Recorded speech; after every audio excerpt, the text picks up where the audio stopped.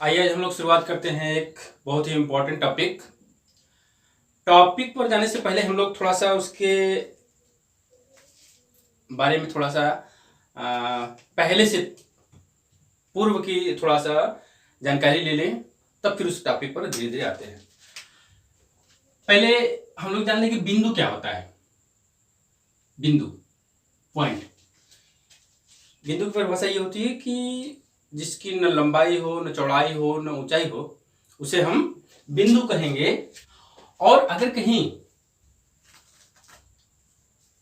तीन बिंदु ले लिए, ठीक है, ये ए बी सी पॉइंट पर है, इनको मिला दिया जाए तो एक रेखा बन जाती है।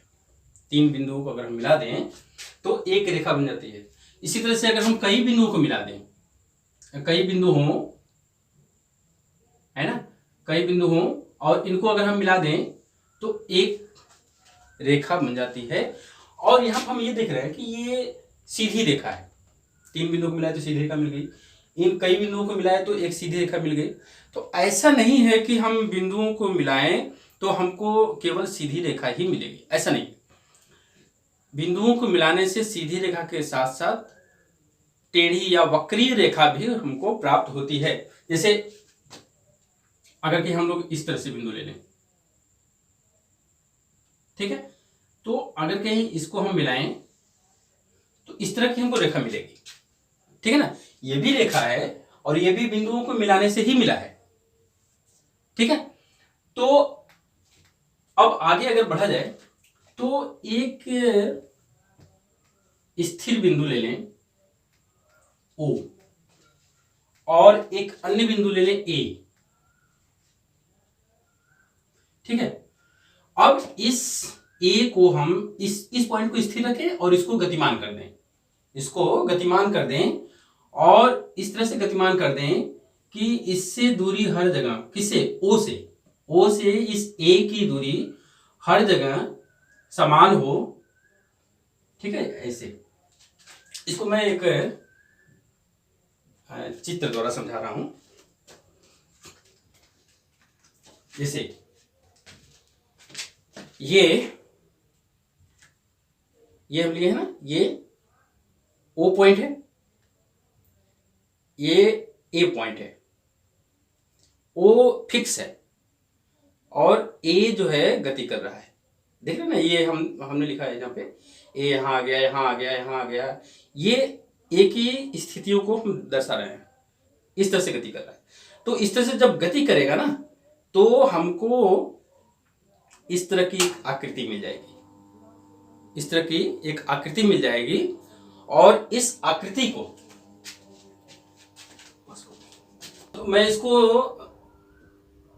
जो मैं बात कह रहा था कि एक स्थिर बिंदु से एक अन्य बिंदु जो गतिमान है, एक जो जिस रास्ते पर ऐसे मूव कर रहा है, गति कर रहा है, अगर उन बिंदुओं को हम मिला दें तो हमको इस तरह की एक आकृति मिल जाती है, ठीक है। इस तरह की एक आकृति मिल जाती है जिसकी हर बिंदु की इस स्थिर बिंदु से दूरी समान होती।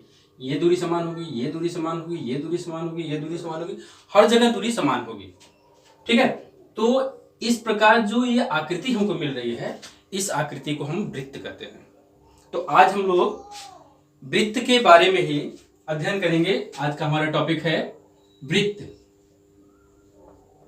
सर्किल, जिसमें हम लोग वृत्त की परिधि, वृत्त का क्षेत्रफल, त्रिज्यखंड और वृत्तखंड के क्षेत्रफल के बारे में अध्ययन करेंगे। तो आइए शुरुआत करते हैं वृत्त की परिधि। हम लोग देख चुके हैं कि स्थिर बिंदु O से एक गतिमान बिंदु A द्वारा इससे समान दूरी पर जब ये गतिमान करता है तो A के सभी बिंदुओं का जो बिंदुपथ होगा उसे हम वृत्त कहेंगे। A का बिंदुपथ वृत्त कहलाएगा। तो इसको हम लिख देते हैं पहले, तो स्पष्ट हो जाएगा ज्यादा। स्थिर बिंदु O ओ से समान दूरी पर गतिमान बिंदु ए का बिंदुपथ, बिंदुपथ का मतलब कि बिंदुओं का जो पथ बन रहा है, बिंदुपथ वृत्त कहलाएगा, वृत्त होगा। ठीक, वृत्त होगा। और ये जो वृत्ताकार मार्ग है, जो वृत्ताकार मार्ग है उसकी लंबाई वृत्त की परिधि कहलाएगी।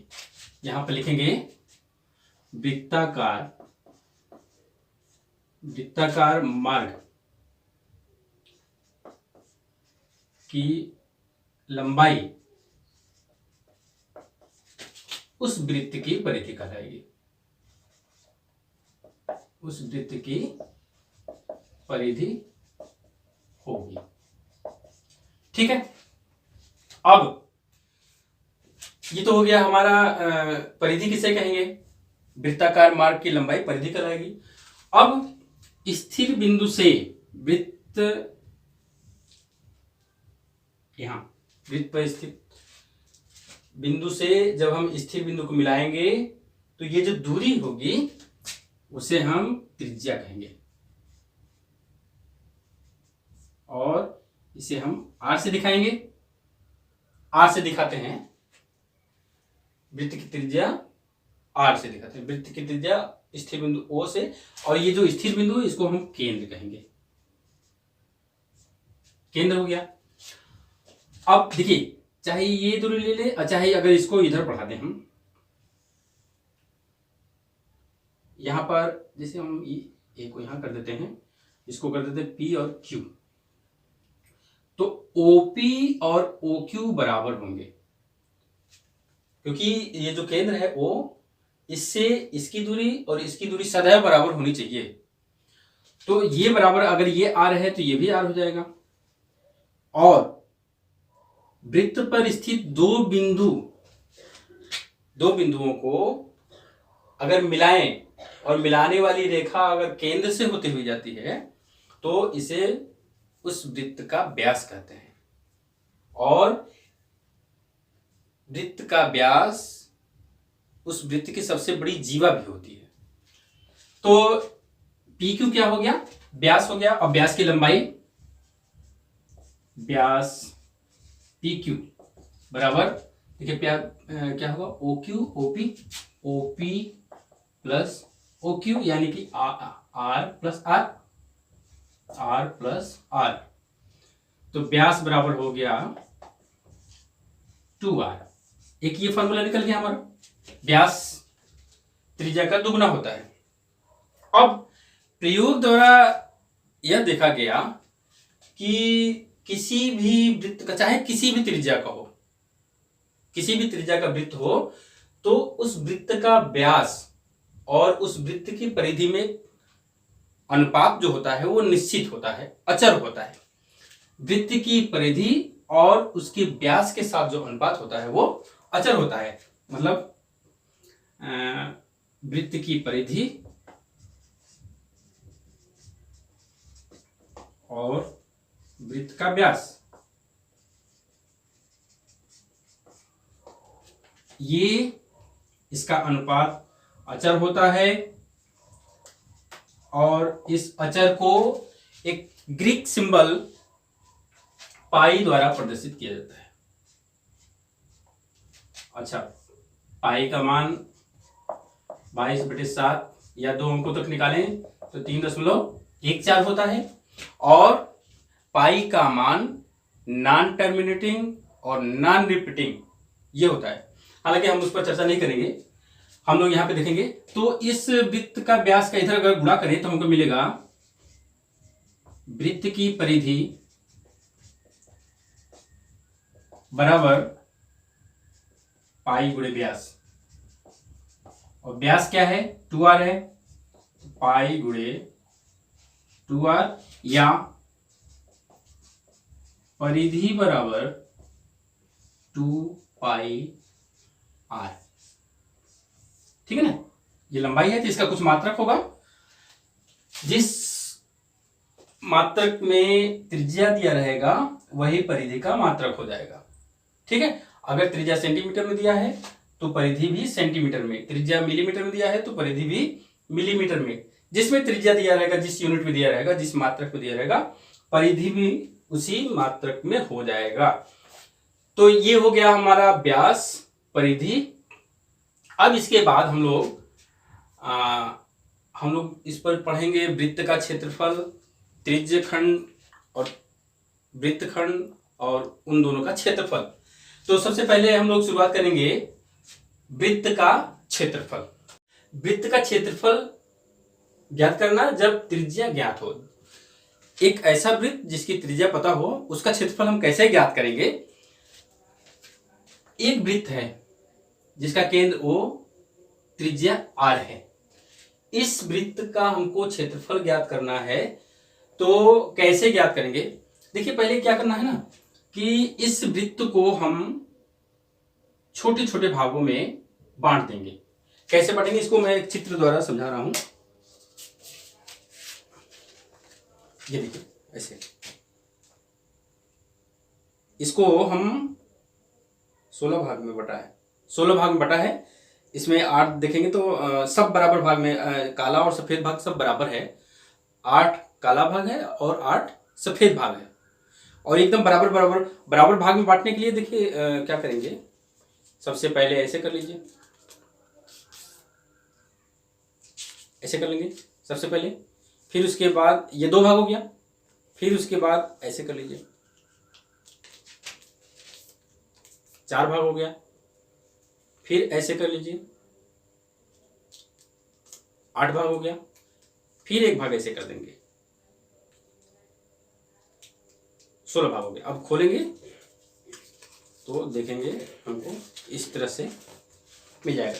तो इस तरह का जो भाग मिला हुआ है, हम क्या किए, उसको काला और सफेद से अलग अलग कर दिए हैं। और फिर इसको क्या करना है कि कैंची से काट देंगे। कैंची से काट करके काला और सफेद को अलग कर लेंगे और इसको एक दफ्ती पर हम कैसे चिपका करके देखते हैं कि कैसी आकृति हमको मिलती है। ये देखिए, इसे ये है ना काला भाग है। 1 2 3 4 5 6 7 8 और 1 2 3 4 5 6 7 सफेद है ना। ये एक इधर है, एक इधर है। ये जैसे 8 भाग, ये सफेद भी 8 होना चाहिए था। उस एक को हम आधा आधा किए। आधा करने का रीजन ये था कि आधा जब कर दिए तो ये भाग हमको सीधा सीधा मिल गया, और आधा जब नहीं किए थे तो देख रहे हैं तिरछा है, तो इधर तिरछा। तो ये एक समांतर चतुर्भुज की तरह मिल रहा था, और ऐसा कर दिया ना तो ये भाग एकदम सीधा हो गया। मिला, ये भाग एकदम सीधा हो गया। और अगर कहीं इसको मिला दिया जाए तो एक सीधी रेखा की तरह कार्य करेगा। ये एक सीधी रेखा हो जाएगी। अगर इसको बहुत छोटा छोटा भाग अगर ले लिया जाए, बहुत छोटा छोटा भाग अगर ले लिया जाए, तो ये जैसे ऐसे, तो ऐसे दिख रहा है, हम बड़ा बड़ा बनाए हैं ना, तो ऐसे दिख रहा है जैसे लग रहा है कि मुड़ा हुआ है। लेकिन अगर कहीं यही पोर्शन, ये पोर्शन इतना छोटा हो कि ये उभार हमको समझ में नहीं आवे, तो ये पूरा हमको एक सीधी रेखा की तरह दिखाई देगा। ये भी एक सीधी रेखा की तरह दिखाई देगा, और ये सीधी रेखा है ही। तो इस तरह से ये क्या हो गया, हमको आयत मिल गया, एक आयत की तरह प्राप्त हो गया। यहां पर हमने आकृति बना दिया। इसको अगर कहीं छोटे छोटे भागों में काटेंगे, जैसे हम लोग दिखाए थे उसमें, देखे थे उसमें, तो इस तरह से आकृति मिलेगी।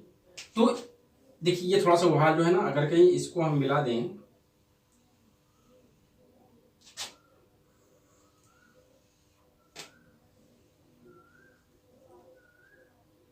तो हमको एक आयत मिल जाएगा, एक आयत मिल गया। तो अगर कहीं इस वृत्त का क्षेत्रफल निकालना हो तो इस वृत्त का क्षेत्रफल और कुछ नहीं बल्कि इस आयत के क्षेत्रफल के बराबर होगा। ठीक है ना, क्योंकि इसी वृत्त का हम सारा चीज काट पीट करके यहाँ पर इस तरह से एडजस्ट किए, तो इस वृत्त का जो क्षेत्रफल होगा इस आयत के क्षेत्रफल के बराबर होगा। ठीक है ना, तो इस वृत्त का क्षेत्रफल जो क्षेत्रफल होगा वो आयत के क्षेत्रफल के बराबर हो जाएगा।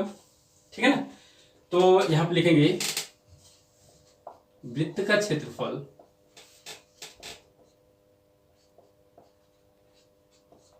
बराबर आयत का क्षेत्रफल। अब आयत के क्षेत्रफल के लिए हमको लंबाई और चौड़ाई चाहिए। तो यहां पर ये देखिए, ये जो हम भाग काटे थे, ये 8 नीचे है 8 ऊपर है। कहने का मतलब कि इस वृत्त का आधा भाग ऊपर है और आधा भाग नीचे है। ठीक है। तो हमारा कहने का ये मतलब है कि अगर इसको मिला दें तो ऊपर का भाग यहां से लेकर के यहां तक है। ठीक है ना। यहां से शुरू होगा और यहां तक ऊपर हो गया, और नीचे यहां से लेकर के यहां तक। तो पूरा जो परिधि होता है वो 2 पाई आर होता है। कितना होता है? 2 पाई आर, हम लोग देख चुके हैं। अगर हम आधे की बात करें, ये व्यास जो है, व्यास वृत्त को 2 समान अर्धवृत्तों में बांट देता है। तो ये आधा भाग है, आधा भाग 2 पाई आर का आधा कितना होगा? पाई आर होगा। यानी कि ये ऊपर का भाग जो होगा वो पाई आर होगा, नीचे भी पाई आर होगा, और ये भाग जो है, ये भाग क्या है? यहां से इसी तरह से ऐसे ना कटा है, ऐसे कटा है, ऐसे कटा है। तो ये भाग जो है यही है, यही है। तो ये भाग जो है ये क्या है? ये आर है। ठीक है।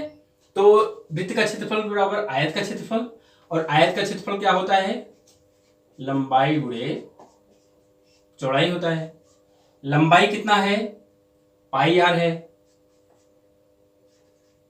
और चौड़ाई ये या ये बराबर होता है। तो ये हो गया आर। गुणा करेंगे तो कितना मिलेगा? पाई आर स्क्वायर। और अगर वृत्त का क्षेत्रफल को हम ए से दिखाएं, एरिया ए से दिखाएं, तो वृत्त का क्षेत्रफल ए बराबर पाई आर स्क्वायर होता है। ठीक है। ये तो क्षेत्रफल हो गया। अब हम लोग आगे बढ़ेंगे त्रिज्यखंड और वृत्तखंड और उसका क्षेत्रफल।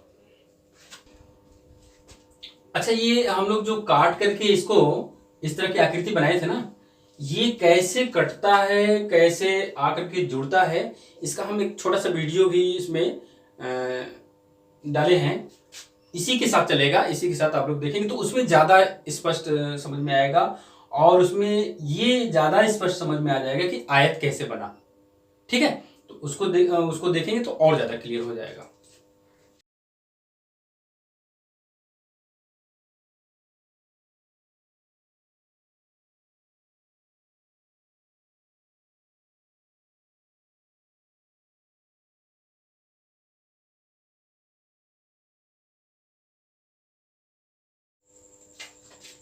देखिए, त्रिज्यखंड और वृत्तखंड में सबसे पहले हम लोग शुरुआत करें त्रिज्यखंड, जिसको सेक्टर कहते हैं।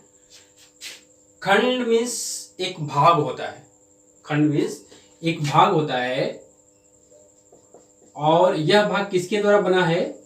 त्रिज्याओं के द्वारा। त्रिज्या के द्वारा निर्मित खंड। ये यहां पर ये देखिए, इसको त्रिज्यखंड कहते हैं। ये त्रिज्यखंड है। और यह कैसे बना है? ये त्रिज्या है ना, और त्रिज्या और इसकी जो परिसीमा है उसको हम वृत्त का चाप कहते हैं। यानी कि त्रिज्या और चाप द्वारा दो त्रिज्या और चाप द्वारा जो खंड बन रहा है, जो भाग बन रहा है, उसी को हम त्रिज्यखंड कहते हैं। अब अगर कहीं इस त्रिज्यखंड को समान अनुपात में बढ़ावें, इस तरह से बढ़ावें कि यह ऐसे बढ़े और बढ़ते बढ़ते इस तरह से हो जाए, तो ये व्यास हो जाता है। जब व्यास हो जाता है तो यह जो त्रिज्यखंड है अर्धवृत्त में परिवर्तित हो जाता है। वृत्त को 2 बराबर भागों में बांट देता है, और ये 2 बराबर भाग जो है अर्धवृत्त कहलाएंगे। ठीक है, उस स्थिति में यहां पर जो कोण बनेगा वो 180 अंश बनेगा। जबकि त्रिज्यखंड के लिए कोई भी कोण, हम यहाँ पे थीटा ले लेते हैं जनरल रूप में, थीटा का मान कुछ भी हो सकता है, लेकिन जब ये थीटा बढ़ते बढ़ते बढ़ते बढ़ते 180 हो जाता है तो यह चाप जो है पूरा अर्धवृत्त हो जाता है। ठीक है, तो ये हो गया हमारा त्रिज्यखंड। और वृत्तखंड क्या होता है? जब किसी वृत्त को एक जीवा PQ वृत्त को दो भागों में बांटे तो दो अलग अलग भाग जो है वृत्तखंड में बदल जाते हैं, उनको हम वृत्तखंड कहते हैं। वृत्तखंड अगर कहीं वह जीवा व्यास नहीं है, व्यास नहीं है इसका मतलब कि केंद्र से नहीं जा रहा है, तो जो वृत्तखंड बनता है उसमें एक छोटा बनता है एक बड़ा बनता है। ये देखिए, ये जीवा केंद्र से दूर है यानी कि व्यास नहीं है, तो ये जो भाग बना है ये वृत्तखंड है, जो शेडेड पार्ट है ये छोटा है, और यह भी वृत्तखंड है यानी कि यहाँ पर हम PQRS कर दें तो जो PQS है वो लघु वृत्तखंड हो जाएगा। हमको ये लेना PQR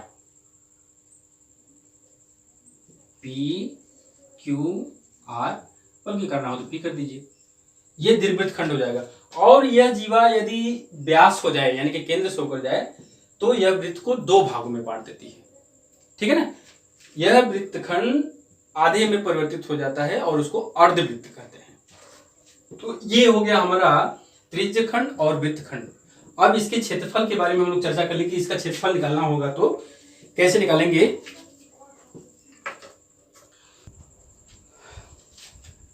आइए इसका क्षेत्रफल हम लोग कैसे निकालें। पहले ये पता कर लें कि त्रिज्यखंड का जो चाप है, ये जो चाप है इसकी लंबाई कैसे ज्ञात करेंगे। देखिए, अगर कहीं हम बताए थे जब ये थीटा कोण को बढ़ाएं 180 अंश हो जाए तो यह चाप क्या होगा, यहां से लेकर के यहां तक हो जाएगा। कहने का मतलब कि अर्धवृत्त हो जाएगा और परिधि का आधा हो जाएगा इसकी लंबाई जो है पूरे परिधि का आधा हो जाएगा। तो जब थीटा कोण, जब 180 अंश कोण बना रहे हैं, 180 अंश है तो ये चाप की लंबाई कितना है, पाई आर है। पूरा परिधि 2 पाई आर होता है ना, या ऐसे कर दे 1/2 2 पाई आर, ये इसका मान हो जाएगा पाई आर। तो 1 डिग्री जब रहेगा तो पाई आर बटे 180 डिग्री। और अगर कि मान लीजिए ये थीटा पर हम निकालना चाह रहे हैं तो जब थीटा डिग्री होगा तब क्या होगा, गुणा हो जाएगा पाई आर बटे 180 इंटू थीटा, या ऐसे कर दें थीटा बटे 180 और पाई आर, ये चाप की लंबाई हो जाएगी। चाप की लंबाई का फार्मूला हो जाएगा। और क्षेत्रफल के लिए उसी तरह से क्षेत्रफल का भी हम लोग निकाल लेंगे। देखिए, ये जब थीटा बढ़ा करके 180 डिग्री कर देंगे, 180 डिग्री जब हो जाएगा तो पूरे वृत्त का क्षेत्रफल पाई आर स्क्वायर होता है, और यहां से जब यहां तक लेंगे तो आधा वृत्त हो गया, अर्धवृत्त हो गया, और अर्धवृत्त का क्षेत्रफल 1/2 पाई आर स्क्वायर हो जाएगा। तो जब थीटा डिग्री है, सॉरी 180 डिग्री है, चूंकि 180 डिग्री पर क्षेत्रफल है 1/2 पाई आर स्क्वायर। ठीक है, इसलिए 1 डिग्री पर कितना क्षेत्रफल हो जाएगा,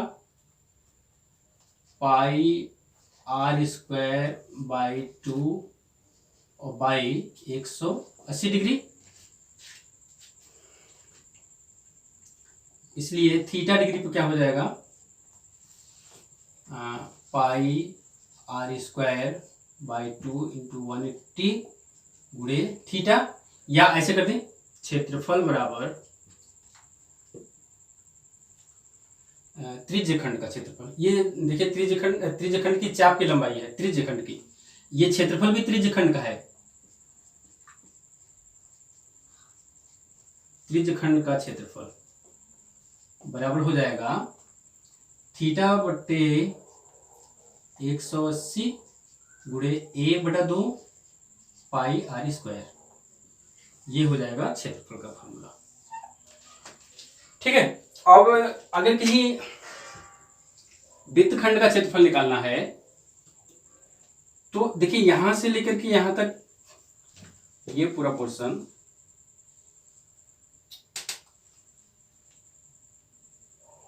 ये पूरा पोर्शन क्या होगा, त्रिज्यखंड होगा। और हमको निकालना है सिर्फ इसका इस भाग का क्षेत्रफल। तो त्रिज्यखंड के क्षेत्रफल में से हम इस त्रिभुज का क्षेत्रफल घटा देंगे। तो वृत्तखंड का क्षेत्रफल क्या हो जाएगा, वृत्तखंड का क्षेत्रफल बराबर त्रिज्यखंड का क्षेत्रफल, जबकि ये थीटा है यहां पर, त्रिज्यखंड का क्षेत्रफल माइनस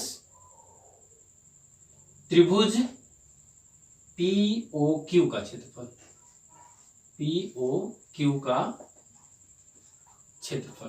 त्रिज्यखंड का क्षेत्रफल क्या होगा, थीटा बटे 180 गुणे a/2 पाई r स्क्वायर माइनस इस त्रिभुज का क्षेत्रफल। जैसे भी निकालना हो, अगर तीनों भुजाएं दी गई हैं तो उस हिसाब से, या ऐसे लिख देंगे त्रिभुज POQ का क्षेत्रफल। ये उस पर निर्भर करेगा कि क्या क्या दिया है। अगर कोई त्रिज्या दिया है और केंद्र से इस जीवा की दूरी दिया है ना, तो ये लंबिक दूरी हो जाएगी। तो यहाँ पर अगर 90 अंश का कोण बन रहा है तो जीवा की लंबाई दिया है, लंबिक दूरी दिया है, तो क्षेत्रफल निकाल लेंगे। जो भी कंडीशन दिया रहेगा, अगर त्रिभुज की तीनों भुजाएं दिया है तो उससे निकाल लेंगे हीरो फार्मूला से। और अगर जीवा की लंबाई दिया है और केंद्र से जीवा की दूरी दिया है तो 1/2 आधार गुणे लंब से निकाल लेंगे। ये जो भी कंडीशन दिया रहेगा उसके हिसाब से हम त्रिभुज का क्षेत्रफल निकालेंगे। तो पूरे में से जब ये त्रिभुज का क्षेत्रफल हम निकाल लेंगे तो सिर्फ ये बचेगा, और यह है वृत्तखंड का क्षेत्रफल। तो वृत्तखंड का क्षेत्रफल इस तरह से निकालना पड़ेगा।